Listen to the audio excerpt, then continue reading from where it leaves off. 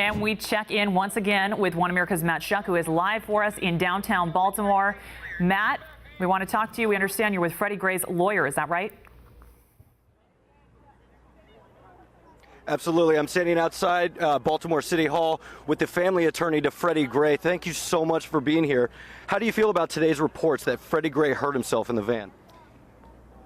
I'm not reacting to any of this yet because there's no evidence to support it. When I see the autopsy report, then I'll know a little bit more. And when I see the rest of the reports that'll come out, then I'll know a whole lot more. So I don't react to this leaking and innuendo and rabbit holes. I just don't. We're hearing reports of a fourth stop by the police van. What do you know about the fourth stop? Well, we don't know anything about the fourth stop. We know very little about the other stops as well. We don't know why they were made. We don't know what was happening in the truck that made them do it. We don't know why they weren't radioed in, or at least this last one wasn't, because if it had been radioed in, it would have been known.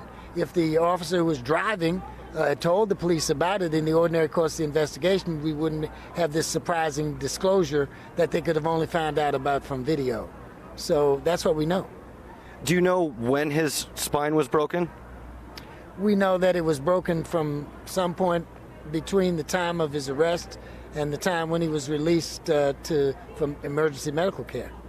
Do you know if there was a scuffle between Gray and the police before the video was shot? I'm sorry, repeat the question. Do you know if there was a scuffle between Freddie Gray and the police before the video was shot? We only have a partial video, but we know what other witnesses have said, and I'm not at liberty to talk about that yet. What do you think the potential outcome might be tomorrow? Well, the autopsy report may be released tomorrow. We don't know yet. But there are suggestions that it may. But what's more important about tomorrow is for people not to expect too much information. Don't expect an arrest necessarily. Don't expect charges necessarily. Don't expect the investigation that Ms. Mosley is doing, or Ms. Mosby is doing, to be complete. These investigations don't have a timetable, and they should not be rushed. So I think everyone's expectations should be low, and no one should be angry. The family is not going to be upset if new and striking details don't emerge tomorrow or Saturday or Sunday. At some point they will, and we're prepared to be patient. And we ask everyone else in the community, please be patient. What is Freddie Gray's family saying about the Baltimore protests, which have now also gone nationwide?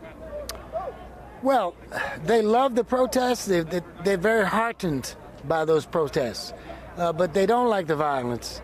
They know Freddie would not have wanted that, and they don't want it. And so we were happy that last night there was no violence, and we expect that to continue. And I do have a crystal ball, no, but I believe in the spirit of the city, and I think that the good people far outnumber the bad people. Thank you so much for being here. Back to you in the studio.